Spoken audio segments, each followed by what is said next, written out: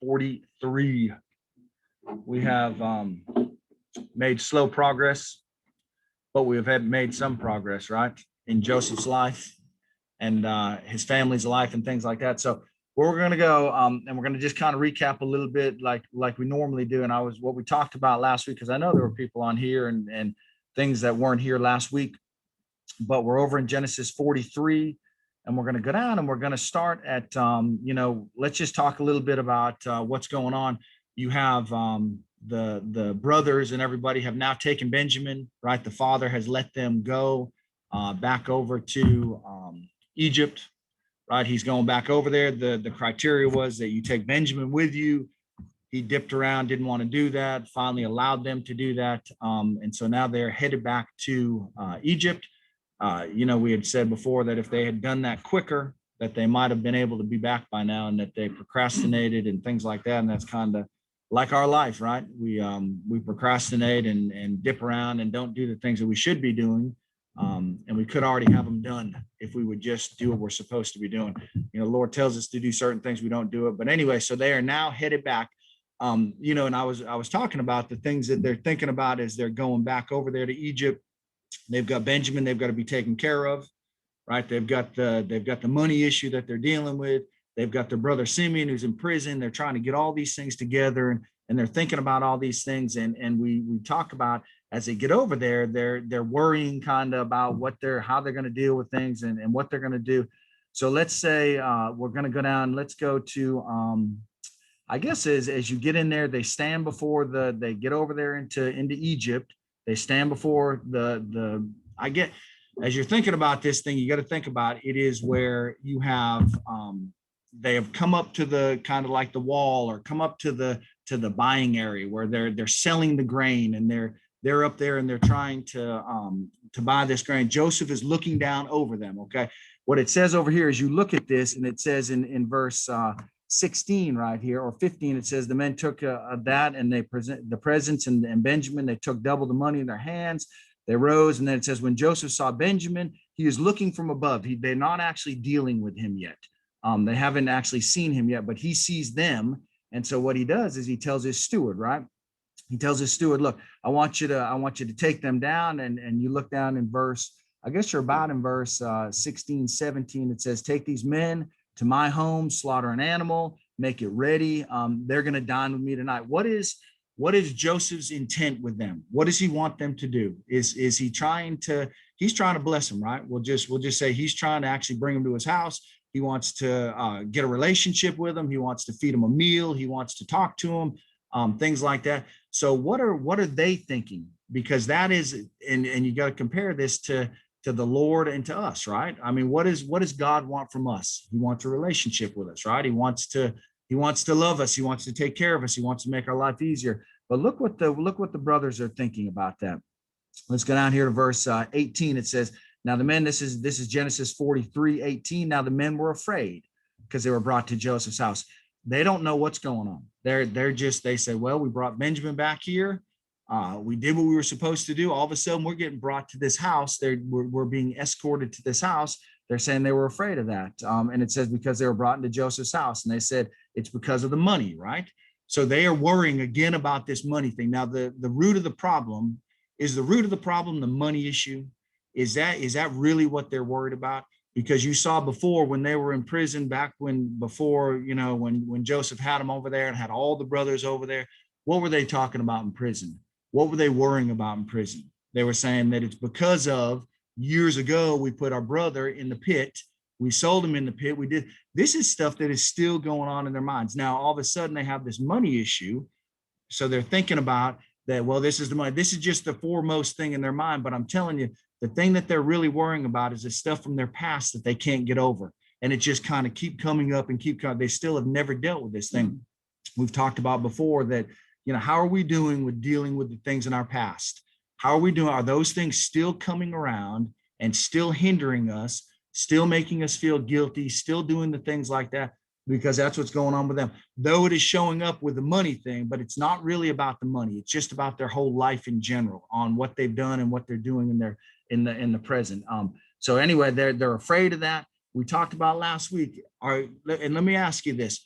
Are we worried about things in our lives today? How many people are we looking at? And I'm just telling you, that are worried about this COVID thing. I've talked to more people this week that they're homebound, they're stuck in the house. Even talking to Dad yesterday, he's anxious about just the things going on. And I mean, we're just worrying about these things that we have no control over, right? And I want to just bring up these two scriptures one more time. Turn over there, and I want you to see this just one more time. We're not going to really take a lot of time, but Philippians 4, I want to read this again to you. Okay, Philippians 4, because I think this is so pertinent in the time that we're in right now. We're in such just an anxious time as a society. Anxious is what we're doing. Philippians 4, and I want you got to let this sink in. Philippians 4:6, be anxious for nothing, but in everything by prayer and supplication, right? Everything by praying to the Lord and humbling ourselves to the Lord by prayer and supplication. That's in everything. The things that they were dealing with back then, they could not control, right? They couldn't control what they had done in their past already. They couldn't control the money thing that they were dealing with now. They couldn't control the things that we're worrying about today. And I don't know who I'm talking about. We cannot control that, right? Do we understand that? We believe that the things that I'm worrying about that are hindering me, that are holding me back, that are struggling, that I'm struggling, I cannot control those things. And it says that, what do we do about it? Don't be anxious about it, but bring it to the Lord with prayer and supplication and with thanksgiving. Be thankful already for what God is going to do in the situation. Sharon said a couple of weeks ago, she said, there is a provision before the problem. God already knows your problem. God has already given you the answer. We just have to fall in line and believe that, because half the time God sets something up to grow us, to develop us, to do, and we jump around back doors and try to mess around, and we make our own plan. And God's saying, look, man, if you would just follow my plan and trust in me in this thing, I'm going to get you through it. I've got an outcome that is going to be better for you if you would just let the things go the way they're going. But we just don't do it. It says that with thanksgiving, let your request be made known to God, and the peace of God, which surpasses all understanding, as we have faith, as we believe in God, as we trust in him, his peace is going to come on us. Does that mean that the situation is going to change?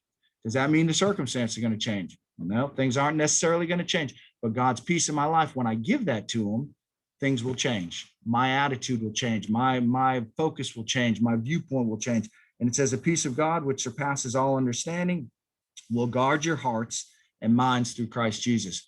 As we believe, as we go to God in prayer and supplication and humbly and thanksgiving, and he will give us that peace. That does not mean, and I'm trying to reiterate, that does not mean every time that our circumstances are going to change, right? These boys right here, they are still being brought to Joseph's house. They still think that they're going to be in prison there. They still think that, you look over in Matthew 6, and we're not going to turn there, but it says, you're worrying about the things that you can't change. God has already provided for the birds, and he's already provided for these animals. And don't you think that he loves you more than he loves them? He's going to provide for us also. And it says, why are we worrying about tomorrow's problems when we have enough problems of our own today? Deal with the things that God puts on us today, and the things that we can control, and go to God today. Stop worrying about what's going to go on tomorrow, right? That's it. That we need to hear that. So these boys, they're afraid. They're going. We got verse 18. Now the men were afraid because they were brought to Joseph's house. They're saying it's because of the money that were brought in. I want you to, this is the next point, that they're being brought in. And at the bottom of verse 18, it says that we are being brought in so that we may make a case against us and seize us and take us as slaves with our donkeys, right? The other point that we made last week is when we are scared to give our life to the Lord, because what are we afraid he's going to do? This is them right here. They are so afraid to go to Joseph's house. They're so afraid to go in there because they're afraid he's going to do what to them? They're afraid he's going to take them captive. They're afraid he's going to take their donkeys. He's afraid he's going to put them in the jail cell and make them slaves, right? What is Joseph trying to do with them? Joseph is trying to bless them. He's trying to feed them. He's trying to fellowship with them. He's trying to have a relationship with them. Their viewpoint on that, he's going to take us as a slave, make us captive. What is it that the Lord in our life, and this is just, you think about it in your life, what does God want with us? Does God want to take us in there and make us a slave and make us captive and make our life harder and make it tougher on us? Is that his point in what he's doing with us? Or does he want us to go in there and have a relationship with him, and he wants us to make it easier, and he wants to fellowship with us? But we have this impression that, if I submit to God, if I humble myself to God, if I go to where he wants me to go, then he's going to take me. He's going to take my things away from me. He's going to take my freedom away from me. He's going to take my happiness away from me. He's going to take, and I don't want to do that. And the Lord's saying, look, all I want to do is have a relationship with you, right? All I want to do is have a relationship with you, but we won't do it. So what do we talk about last week? And then and this will be the last of the recap. I want to go over to Matthew, because this is a really good point. Matthew 11. Can we do it on our own? That's a question. Can we do it on our own? Is it something, when we go through this life and we deal with these struggles and we deal with all this stuff, can we do it on our own? I'm telling you, man, when I try to do it on my own, I get bound up. I get nervous. Chad, if I can say, he just wants a relationship with us. He just wants to know us. And just know us. Like he knows everything about us. He knows our thoughts and everything. And we just have to turn and give back that same time to him. Absolutely, man. He doesn't want to bind us up. He just wants to bless us, but we have this feeling because we're so afraid, and society tells us that I need to be in control of my life. I need to take things I don't need to give it up to anybody. I don't need to humble myself to anybody. I need to be the boss, right? That's what it tells us. So we're so programmed in that we don't want to give it to the Lord. Now, so let's look over here at Matthew 11, and I want to look at verse 28. And we talked about this last week, and we're just going to recap it right now.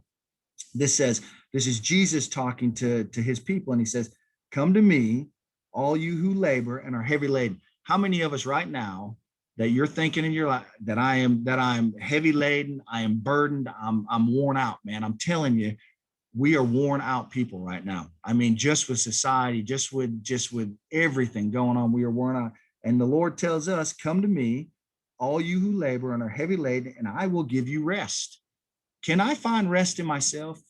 Do I find rest in the things that I do when I'm out there? I mean, do I get peace in the things that I try to get peace with, like working or family? Or I'm telling you, it may be there for a minute, it may be good, and then all of a sudden I got these things going back on me, and I'm going through this thing. The Lord is saying, "Look, you come to me, and I'm going to give you true rest." I might get rest if I get out of the beach for a weekend and I can relax for it, but I'm going to jump right back into the junk, right? I'm going to jump right back into life, and I'm not going to have that momentary rest. That's exactly right. And it says, "Take my yoke."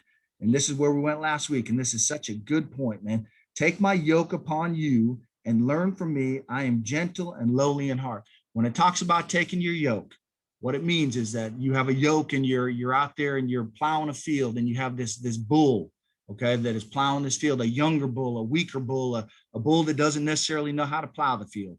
He's out there he's trying to pull this plow, and he's trying to do all this stuff on his own, and he doesn't know really how to do it. What they did here, and what it's talking about here when it says, "Take my yoke upon you," what they did back then, they took a bigger, stronger, more capable bull that has plowed fields, knows what he's doing, he's done, and they yoke him up with that younger bull, right? And they teach him, so that younger bull follows his lead, and that bigger bull takes the brunt of the work, and he shows him how to do it. And when this younger bull gets out of the way and starts going the wrong way, this bigger bull takes over, and he leads them, and he guides them back into, and he makes it that younger bull's job a lot easier, right? That's the same thing with the Lord. When he tells us to take his yoke upon us, what does he say right here? It says, "Take my yoke upon you, learn from me. I am gentle and lowly in heart. You will find rest for your souls." When I put myself up with the Lord, then I'm taking the burden that I have in my life, and I'm having faith and trust that when I give it to the Lord, that he's going to take that burden and he can actually do something with it, right? He can actually give me true peace. He is the only one that knows exactly what I need. He's the only one that knows how to take my burden. He's the only one that I can go to. You can go to your job for so long, you can go to your family for so long, but that's not going to be lasting. That is just a fleeting thing. When I go to the Lord and I have faith in him, I'm telling you, he takes that, and I can go and say, "Lord, man, you know my life. You know where I'm at. You know what I need. You know what, and I got to give this to you." And he says, "Look, man, I'll put my yoke on you, and I'll allow you to have a little easier time. He will give you rest for my soul, rest for your soul." He says, "For my yoke is easy and my burden is light." What the Lord wants to do in our life what the Lord wants to do in our life, he wants to make it easier on us. He wants to give us peace. He wants to give us help. He wants to, just like when you look at Joseph wanted to give his brothers food, fellowship, relationship, a place to stay, wanted to come into them. That's what he wanted. That's what God, but we fight that, right? And we make it harder on ourselves because we say, Lord, all you're going to do is make my life more difficult. You're going to put more restrictions on me. You're going to do this. And he's saying, no, man, I'm telling you, I'm going to make your burden a little bit easier. I'm going to make your life a little bit easier. So that's where those false idols, Chad, the false idols, society tells us have this as your idol or that's your idol. And you're never going to be fulfilled. Yeah. And I can buy a new car, man. And then I have a new car payment. I can buy a new TV and then I have a new TV payment, right? I can go out and drink alcohol and go to drugs and go to all this stuff. And then that's what my addiction is. And then you get burdened into that thing. And it's like, you just get further and further and further into that, and the Lord tells us, look, man, I want you to just come to me, man. I'll take your stuff. I'll listen to you. I'll help you. I'll lead you. I'll guide you. When you get off track, I'll kind of lightly pull you back into line so you can follow me. And my way is always better than your way, right? We always think our way is the best, but I'm telling you, our way is not what it is. So here you go. So they're afraid. You're down here in verse 18. They're talking about it's the money that was returned in our sacks, and they're afraid he's going to seize them. He's going to take them as slaves. He's going to take them captive. That's our life, man. And I'm telling you, when we figure it out, that the Lord does not want to do that in our life, it makes it so much easier for us to just give it to him and say, Lord, I can't do it anymore, man. I've gotten to that point in my life where I'm like, Lord, all the stuff that I have going on in my life, all the trials and the struggles and you know what, Lord, you're the only one that can deal with those things. You're the only one that can give me peace on that. You're the one that allows me to sleep at night because I know you have your hand on that thing. That's faith, right? That's trusting that he has a way for us, trusting that he is a better path for us. So as you go down, they come over there to the house, okay? So you're in verse 19, 43:19. It says, when they drew near to the steward's house, the steward of Joseph's house, they talked with him in the door of the house, okay, at the door of the house. So you got to figure that they go up to Egypt. They go to buy the grain. Joseph sees them from up above. They have not seen Joseph yet, right? He says to the steward of his house, that's the one that runs his household. He says, look, I want you to go prepare a meal, get a feast. They're going to dine with me.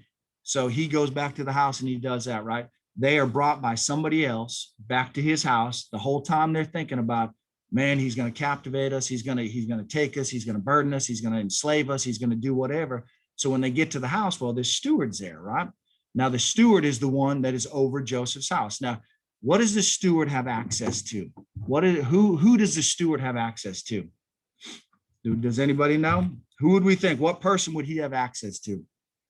Because as you look at it, they are looking to talk to somebody about their problem because they're scared to death that they are going to be enslaved. So they're looking to talk to somebody. So the steward, he is the one that has access to the chief administrator. He's the one who has access to Joseph. He's the one who has access to the boss.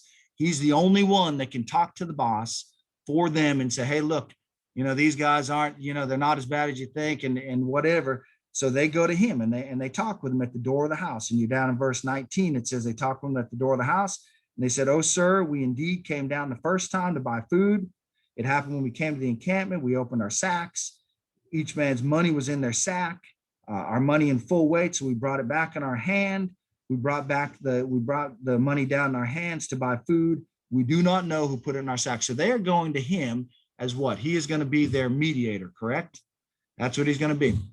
Now, the how do we put that? How do we make that relating in our life? What do we do on that? They know that the only one that they can talk to at this point, they're standing at this house, getting ready to go into the house. They have this steward who is the mediator that can talk to Joseph. They know they got to get their point into him, right? They know they got to talk to him and they got to get help in their situation because they're in trouble, man. They only know that they're in trouble. They're going to be enslaved. They don't know anything else, right? They don't know what Joseph's intention is. They don't know he's trying to bless them. So they do that. What about in our life? Who is the mediator? Who is the intercessor? Who is the one in our life that helps us? Anybody?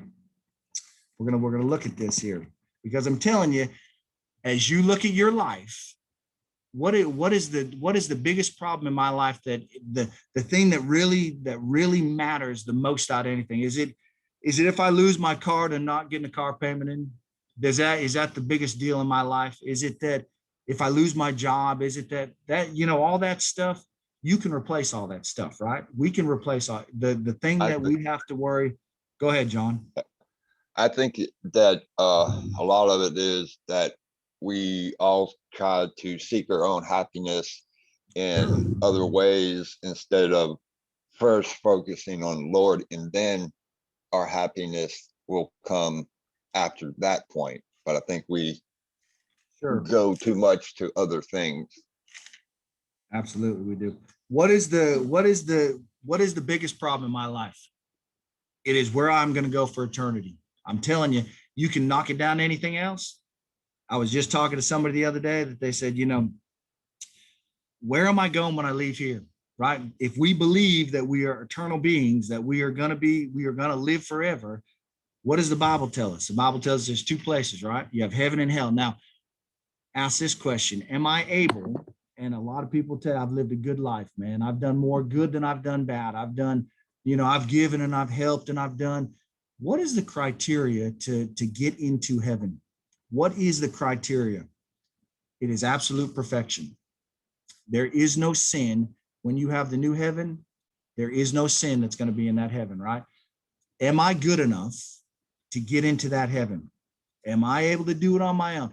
I can do, and I've said the thing before that, you have a lake and the goal is that you jump from this side of the lake to the other side. And the only way you make it is if you get all the way to the other side, right? You have somebody that might make it 10 feet into the lake, right? You might have some people that can jump halfway into the lake. You've got some people that have lived really good, Billy Graham and all them, and they may be able to make it to 7/8 of the lake, right? But everybody steps in that lake, and there is nobody that can make it, right? We have to have an intercessor. We have to have a way. Who is the way? Jesus is our way, right? I want to talk about that because you got to understand that you can't do it on your own, right? That's why the brothers went to this mediator, went to the steward of the house, because they knew that the only way that they could get leniency is to talk to somebody who had access to the boss, right? The only way that we can do that is to somebody that has access to heaven, which is Christ, right? What he did for us. Go over there to Hebrews, and we're gonna just talk about Hebrews 7:22, because do we understand what a privilege it is to have an intercessor like Jesus that is there? Because I'm telling you, if you were to look at my life from the past week, right? As Sharon has me out yesterday, building beds in 30-degree weather, right? And we got this room, we got to do this, and I'm out here building. Dad's out there with me. We're cold, we're doing whatever, and putting things together wrong and building this thing wrong, tripping over this, hitting your head here. Some of the things that were said were probably not the best. I said a couple of things. I was trying to fix a drain yesterday. Some of the things that I said were not, and I had to apologize about that, right? That is the way that we live, right? We cannot make, I don't care how good you are, we are all in the same boat. We're all in the same boat. We need an intercessor. We need a way. We need something. So you look over here at Hebrews 7, and this says, verse 22, by so much more, Jesus has become a surety of a better covenant or a better contract, right? Jesus has become a surety of a better covenant. Also, there were many priests. And I know this is kind of getting off subject, but this is Bible teaching, man. What happened in the Old Testament? What made the people, because that was before Jesus died on the cross, right? Before he was raised from the dead, before he did that, all we know about is the new covenant when he died on the cross. What happened in the Old Testament? You would have a priest, right? What had to happen for their sins to be forgiven in the Old Testament so that they could have access to God? We lived under the law instead of. They were under the law. Could they keep we were the under law? the law until we become saved and Jesus died. Then we no longer lived under the law. That's right. So we live by grace. Under that law, right? Could they meet the criteria of the law back in the Old Testament? No, they could not meet it. So what had to be done is you had to have a priest who was holy, sanctified, living right, doing right. And that priest, every year you would go to him and you would have to have a blood offering, right? You would have to have a sacrifice that was needed. You would have to be able to bring a perfect sacrifice that priest could kill that and sacrifice that and take that blood, sprinkle it on the altar for my sins, right? That's the Old Testament. That's the way that had to be done. Okay. So what would happen? So that's just a background of where we're at in Hebrews 7. Now, as you look at verse 23, it says, also there were many priests because they were prevented by death from continuing. Those priests couldn't make it all the way because they died, right? So you had to get another priest. And if those priests weren't completely and fully right when they went in to make that sacrifice, they used to wear bells on their ankles, right? And they used to tie a rope around their waist because they would go in there to the inner sanctuary to make that blood offering. If they weren't completely right and completely prayed up and completely, then the Lord would kill them. And you wouldn't hear the bells jingling on their feet, and you drag them out by a rope, right? That's what went on there. And you'd have to have another priest and whatever. So it says that they were by death, they were prohibited from continuing. But he, because he continues forever, has an unchangeable priesthood. Now this is talking about Jesus. Therefore, he is also able to save to the uttermost those who come to God through him, since he always lives to make intercession for them.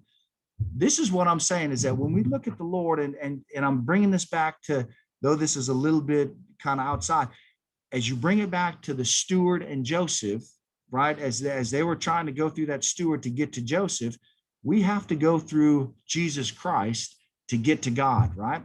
That is the only way we can do that. And he lives continually to make intercession for them. And it says in this is Hebrews 7:26, for such a high priest was fitting for us, who is holy, harmless, undefiled, separate from sinners, and has become higher than the heavens, who does not need daily as those high priests to offer up sacrifices, first for his own sin and then for the people's. For this he did once and for all when he offered up himself. We understand that Jesus offered up himself. He was the blood sacrifice. He was the blood sacrifice that had no sin attached to it, so that when we go to the Father through him, what is it that the Father sees in us? He doesn't see my sin. He doesn't see my stuff that I've done wrong and I continue to do wrong on a daily basis. He sees the blood of Jesus as we believe in him covering my life. And when he looks down and he sees that, he sees the blood of Jesus covering our life. And I want to look right here, and then we'll move on. Romans 8, because this is Romans 8:38. Okay. The last one was Hebrews 7:22 through 28. This is Romans 8, and this is 34. And I'm going to read this to you because this is Romans 8:34. Now let's go to verse 31, 8:31. What then should we say to these things? If God is not for us, if God is for us, who can be against us?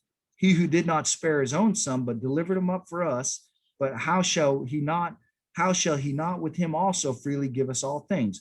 Who shall bring a charge against God's elect? It is God who justifies. Okay. And right here it says, who is he who condemns? If Christ, who died and furthermore is also risen, right? Who is even at the right hand of God, who also makes intercession for us. Who shall separate us from the love of Christ? Shall tribulation, distress, persecution, famine, nakedness, peril, or sword, right? What that's saying is that God, as he died on that cross, went to heaven. Where is he now seated? Where is he now seated? At the right hand of the Father. What is he continually doing for us?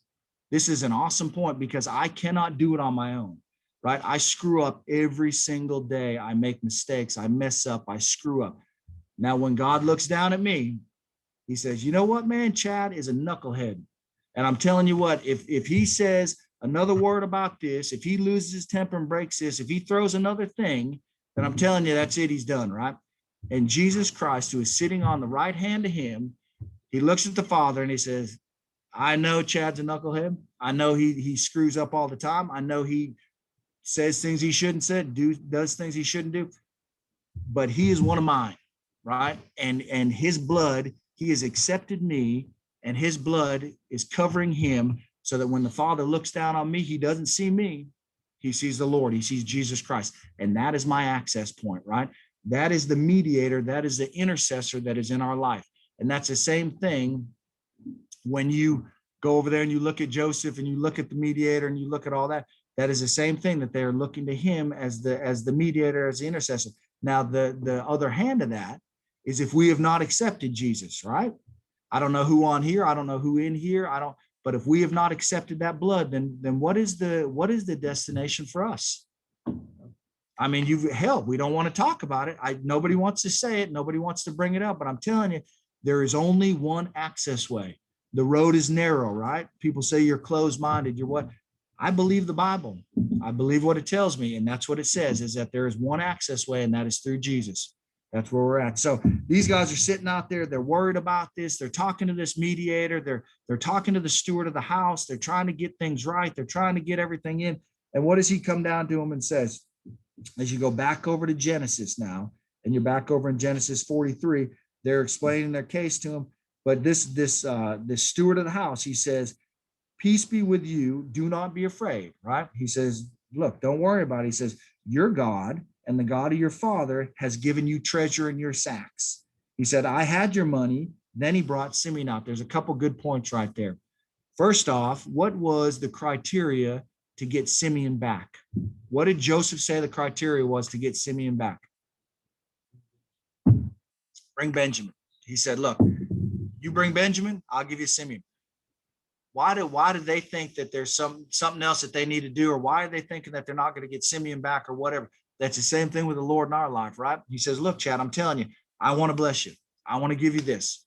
You do what I'm asking you to do. You have faith in me, and I'm going to bless you. And that's what he does, right? He's not a liar. God is not a liar, right? God is the same yesterday, today, and forever, right?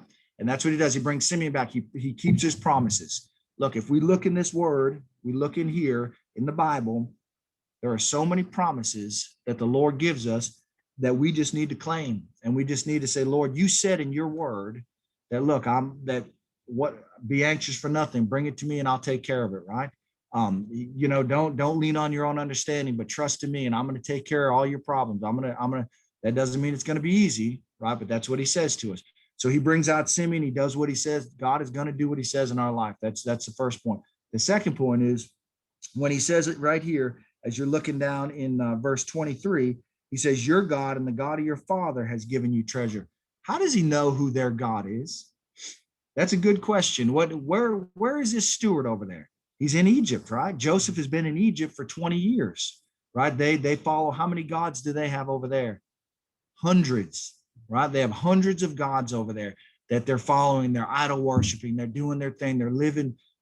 They're just living in a way that they shouldn't be living or doing, right? So how does this steward of Joseph's know who their God is? What do you think Joseph told them? Right? Joseph's over there for 20 years. Did he ever change when he was in Potiphar's house? What happened when Potiphar's wife tried to have sex with him and manipulate him? He said, I'm not doing that, man. That's not what my God would have me to do. What happened when he was in the prison cell? He said, look, guys, I'm telling you what, I'm going to focus on my God and I'm going to do what he has to do. And I'm doing that, right? What happens when he gets out? When he's in the position where Pharaoh is, Pharaoh says, I see the spirit of your God on you, man. I see who your God is. We're going to go with what you say, right? He has continually witnessed to everybody that's around him. He has not been ingrained in the society. He's not been stuck in that thing. He is continually witnessing. So this steward that's of his house, he's saying, look, I used to live over there in Canaan before I came here, man. This is the God that we served over there. This is the God that that these people would be serving. And he says, this is the God that's taking care of you, right? So the question that I have on that is, how are we doing with that? How, and I'm going to look at a few scriptures on that. How are we doing as far as the witnessing for the Lord? As you think about it, I want you to think about that in your life as far as this last week. If somebody were to ask you, or if you were to ask somebody about you, would they know that you served the Lord? Would they know that you were a Christian? Would they know that you were a follower of God by the things that you said, by the actions that you had, by the way that you lived? How are we doing with that? And I'm going to look at a few scriptures because, look, what is the world seeing right now? What is the world seeing? They're seeing hate, right? Negativity. They're seeing just all hopelessness. They're seeing anxiety. They're seeing stabbing people in the back. They're just, you could go on and on about what the world is seeing, right? Who is the one that is showing them the Lord? Who is the one that is showing them that there's a better way, that there's a different way, that there's a new way? Are we the ones that are doing that? And if you think about your life and you think about who you witnessed to this week, to witness to somebody, do I necessarily have to lay down the gospel to them every time that I witness to them? Do I need to say, you need to believe in Jesus, and if you don't believe in his dying on the cross and resurrecting and get into all that stuff, do we need to do that? That's Just not your necessarily. Say it again. Just your actions. Just be who you are. I mean, if you're a believer in the Lord and you're living a life representing the Lord, they're going to see that. And it's the people, it's the ones that it's the things that you're doing when people aren't looking, or that you don't think somebody's watching you is what gets noticed, that you do out of your heart. That's exactly right. And then when people see that you're different than they are, and that when you're doing differently on the job, and you're doing differently in your family, and you're doing differently when things come up to you, they're going to say, what's different about that person? And then you get the opportunity to witness to them, right? I told Sharon, we got some things going on with our kids, which we always have things going on with our kids, right? That we're trying to deal with and trying to, and I said, look, I'm going to be, Lord, help me, man, one of those people that if people see things going on in my life, that they could say, I see the things going on in Chad's life, but he is still following God.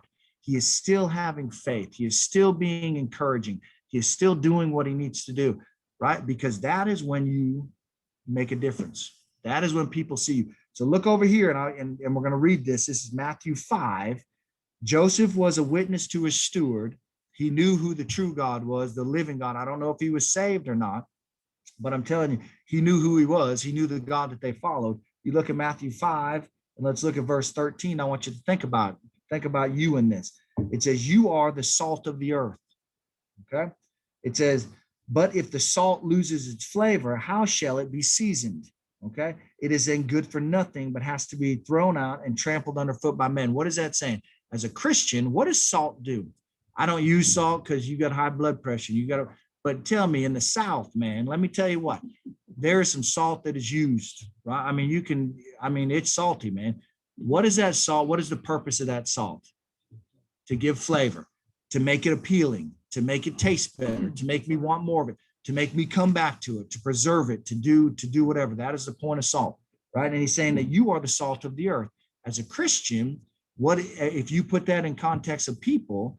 I am the salt of the earth. I'm the one that is out there giving flavor, making it appealing, making the gospel more appealing to people, right? So that they want to come back to it. But if I lose my salt, if I lose my testimony, if I lose my temper, right, then what, you might as well be trampled underfoot, because you're not doing any good for the Lord at that point, right? We are to entice the world, and I know that's not the right word, but we are to draw the world into the Lord. Show them there's a better way. Show them there's a better covenant. There's a better thing. And it says, you are, look down in verse 14, Matthew 5:14. You are the light of the world. Okay. A city that is set on a hill cannot be hidden, right? The only thing that darkness cannot block out, if I walk into a room and it's completely black, if I see a chair over there, can I see it? No, I'm going to run into it. Can I see a couch? No, there could be anything in that room that I will not see. What is the one thing that darkness cannot block out? It is light. If there is the smallest ember of light, you can see it in a dark room, right? And this is saying that you are the light of the world. It says a city that is set on a hill cannot be hidden. Your light cannot be hidden. If you are following the Lord and you are that light, you cannot be hidden. Nor do they light a lamp and put it under a basket, but on a lampstand. What is the point of light? Sometimes when it's dark and you shine that light. Oh yeah, sometimes when it's dark, Sharon says, sometimes when it's dark and you shine your light, people don't want to see it, and they block out that thing, and they don't want to see that, right? And we see that as I shine my light and I give my testimony and I witness to people and I smile and I'm happy. They don't want to see that. They want to be grumpy and mad and mean and whatever. The dog ate their lunch type of people. But it says, nor did they light a lamp and put it under a basket, but on a lampstand, and it gives light to all who are in the house. Let your light, this is where I'm at. I know this is like a little kid's story and a little kid's song, but this has so much meaning. Let your light so shine before men. Let my presence shine before men, showing Jesus, right? Showing him who I serve. Let it so shine before men that they may see your good works and glorify your Father in heaven. It's not about me.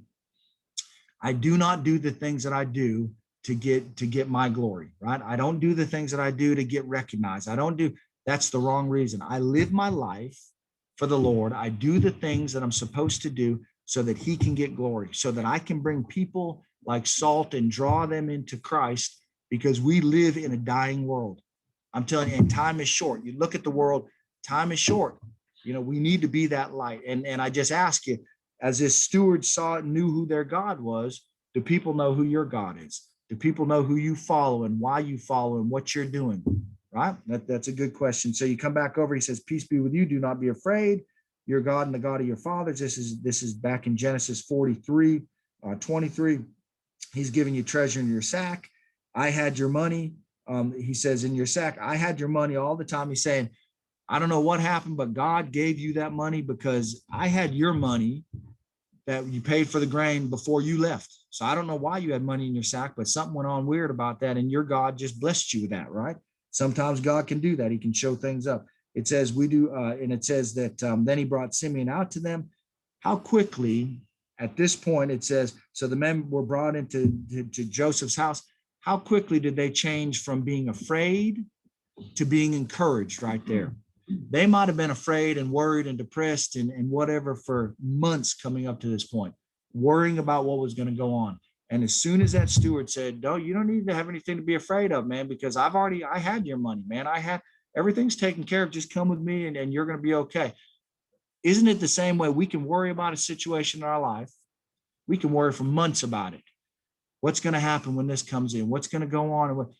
And one word, all of a sudden, it's like, oh, well, I didn't need to worry about that. I've wasted 3 months of my life worrying about something that I didn't need to worry about, right? This is these guys. And I'm just, that whole 3 months or whatever that you're worrying about that stuff, God cannot be glorified in your life because you are so focused on what you're worrying about that you cannot glorify him. We need to not be anxious. That's easier said than done. And like I said last week, when you give it to God, give it to the Lord, pray about it, thank him for the outcome that's going to come up with it, and move on. And then when it comes back into you, it might be 5 minutes. It might come back into you and say, you know what, man, the devil comes back to you and talks to you again about it. And you go back to the Lord and you say, God, I'm going to thank you for this. I'm going to believe in your outcome. I'm going to have faith that you have it under control. And then the next time it may be 10 or 15 minutes. And then you go back to him and back to him and back to him. And that's what he expects us to do. There is nobody that can all of a sudden just cut off a switch and everything's good and everything's okay and I'm never going to worry again. But you can keep going back to the Lord in that thing, right? And that's what he wants us to do. And it says in verse 24, so the man brought the men into Joseph's house, gave them water, washed their feet, gave their donkeys feed. They made their presents ready for Joseph coming at noon, for they heard that he would eat bread there, right? So the other thing is they go into the house, right? What does Joseph show them? What have they done against Joseph? He knows their past. He knows who put them in the situation they're in, right? So what did he do to them? Did he put them as prisoners? Did he lock them up? Did he make them feel bad? Did he guilt them into something? Did he make them get on their hands and knees and beg for forgiveness? No, man, he loved them, right? He brought them in. He got them at the table. He let them wash their feet. We talked about that last week, the washing of the feet, man, what a humble thing that was. They washed their feet, gave their donkeys feed, welcomed them into the house. I mean, he was just absolutely blessing them. And they're thinking to themselves, this whole time we've been worried about what was going to go on and how this was going to be. And Joseph just shows them right there. He says, look, I'm going to be kind to you, right? I'm going to love you. And the question that I have is that how do we deal with people that have done us wrong? When when people have done us wrong, people have not given us what we should have, or they've said something about us, or how do we deal with people? What do we do in that situation as people? Anybody? Avoid them. Okay, avoid them. Sometimes we avoid them. You're a better person than I am, right? Because I tried, I told Sharon that, I said, man, I just have a hard time saying, keeping my peace and avoiding people, man. If somebody's done me wrong, I want to go out there and get vengeance, man. I want to do my own thing and whatever. You want to justify your actions to them. Justify and my they probably don't actions to even them. know what they've done. No, absolutely. And we keep that grudge, right? We keep that grudge on them, and then we, expect, and we're mad at them and whatever, and they don't even know what they've done, man. They don't even realize, and they're just like, I don't know what's going on, man. What did You need Joseph to leave do? them people alone in them gyms, though. Leave them people alone in the gyms. Yeah, I do. Amen to that one. I know. I'm getting better on that, kind of. So let's look. He showed them kindness, right? How is the kindness that we show to people? I want to look at a couple verses, because just like we said that he was a witness, right? As the steward was, Joseph was a witness to the steward because of the things that he did, right? How do we witness to people without just trying to badger them with the gospel all the time? And how do we, just like Kip said, the way you live, the being good, the works that you do, the love that you show. So let's look over here, 1 John 4, and I'm going to go and you guys don't need to necessarily turn to all these, but 1 John 4, and I think I got verse 20 right here. It says, if someone says, and I want you to think about this, because I say that I love God, right? If someone says I love God and hates his brother, he is a liar. For he who does not love his brother whom he has seen, how can he love God whom he has not seen? Right? If I say I love God and I hate my brother, that's the same thing as Joseph right there. If he says that hey man, I'm a follower of God, and the steward sees him, and then he treats his brothers like dirt and makes them, crawl around and do whatever, he's not doing a very good job witnessing, right? I say I love God, I go to the gym, somebody takes my bench, somebody does my thing, somebody says something. How do I do? You go to the drive-through, right? You don't get your order right? What happens on that thing? I drop my, we've heard it before, and then Cindy follows me. I've driven up to the drive-through. I've said all kinds of things to drive-through people, right? And then try to invite them to church, just like last week, man, at the basketball game, and somebody saying to me that you are doing whatever, and I'm yelling at the refs and telling them they need blah blah blah. And then somebody said to me last week, they said, hey, now try to go invite them to church, man. And I'm like, oh gosh, man, right? That's our life. How do we show that we love one another, right? That is John 13. Let's look over at John. It's just real, man. This is just where we're at, right? We can say that we love God, but if we don't love our brothers and we don't show it in our actions and our works, that does not save us. My actions and my works and my things, that doesn't save me. That just shows that I am following what God would have me to do. There's one, 1 John 4:20 is the one I just read.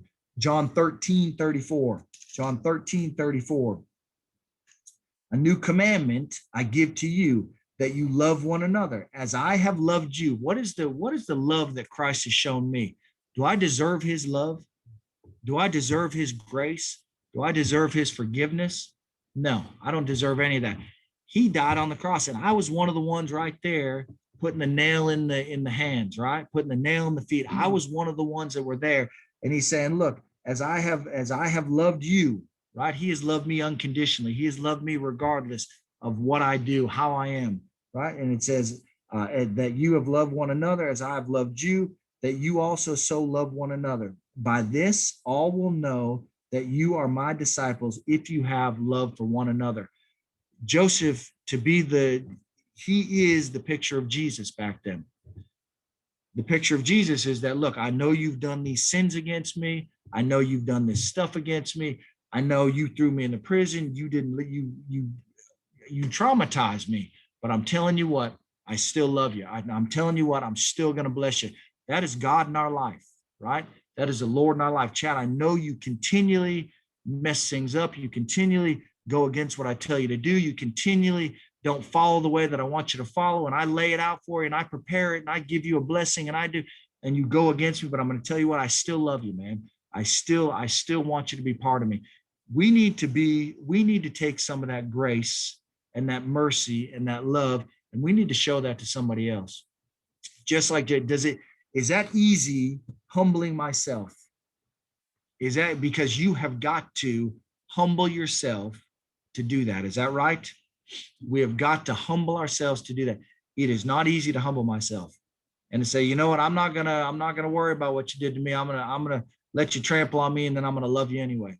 Right? That's not easy to do, but that's what God expects us to do, right? And then we're gonna look at Ephesians 4, and then we'll move on. Ephesians 4:2. Ephesians 4:2. And this says, okay, I'm going to just read first Ephesians 4:1. Therefore, the prisoner of the Lord beseech you to walk worthy of the calling which you were called, with all lowliness, gentleness, long suffering, bearing with one another in love. There it is, man. Lowliness, gentleness, long suffering. That's how God deals with us, loves us, accepts us, puts up with us, right? It says, endeavoring to keep the unity of the Spirit and the bond of peace. There is one body and one Spirit, just as you were called, and one hope of your calling. Look, to be a disciple, to be a Christian, how are we showing our love one for another? How are we doing that? That's what he's doing. He brought him in. Joseph brought him into the house. He made them ready. He washed their feet. He had their feet washed. He gave food for their donkeys. He presented a meal to them because he wanted to fellowship with them. He wanted to do that. And that's where we gotta stop right there. You're gonna look the next verse that we're getting into, starting next week. It's when Joseph came into the house and how they reacted to that. Let me tell you, when you show, and you think about this in your life, when I show love to a person that does not expect it, does not deserve it, right? When you show love to your kids when they are absolute knuckleheads, and you love them anyway, and you forgive them anyway, and you give them grace and mercy, and how do they react to you? Do they react to you a lot better than if I dog them and I tell them how bad they are, and I tell them that you're worthless and you're no good and you're never going to make it, and you're never going to do whatever, right? Then they don't. But if I tell them, look, man, I'm going to love you anyway. I'm going to bless you anyway. I'm going to give mercy to you anyway. Then they're going to say, man, Dad was really forgiving and really merciful and really, maybe there is something to that Christianity, right? What about the one at work that you say that to, or the one in your family that you say that to, or whoever? Really, this is something that there's something to this thing more than just, words on a page or whatever. Okay, so that's where we're at. So he's going to come into the room next week, and this is going to be the time when they present to Joseph, and we're going to see how he reacts to them, right? He set this thing up, showing them love. Are there any comments or anything anybody needs to say before we close this thing out? Anything? I want to tell you that, so next week, right, we have a couple here faithful here today. Nobody else is here today, which, because I said last week and all this stuff. So we will not have class in class next week. We will have class online. Okay. Regardless of what we have at the church, because we're going to the beach, going to a baptism, going down there. So we're going to have class at the beach online. And then I'm hoping that'll be the last Sunday of the month or whatever. Because I'm hoping after that, then we can start having class in class again. Right. And they're trying to get this overhead thing out here done so that we can sit outside, that even with the weather, because I know you've got a 50 people limit and it's just tough to do it. So anyway, next week will be online only. Okay. Everybody join in. I'm praying for y'all. I really am praying for y'all. Sharon, you got something to say? You just want to put your face on there. Gotcha. Thank you guys. I love you. It was wonderful, Chad. And thank you, Mom. Thank you, Chad. We'll see you soon. Good job. Yeah, we'll see you soon down there. I appreciate y'all. Thank you, Chad. Thank you, Yes. Chad. You're Yes. wonderful. Love you. What did you say, Love Sharon? you. Check your, Hi, Carolyn. she's gonna Hi, show Tommy. Yeah, hold on one second, then you can chat. Mom, Sharon is gonna send out an email with a prayer request on it, okay? And so that we can Okay. all be on that. Okay? Thank Go ahead. you. Love you. Yes, thank you, and I love you. Thank I you. love you too. You It can was chat great. now. Yes. Hey, Tom. hey, Carolyn.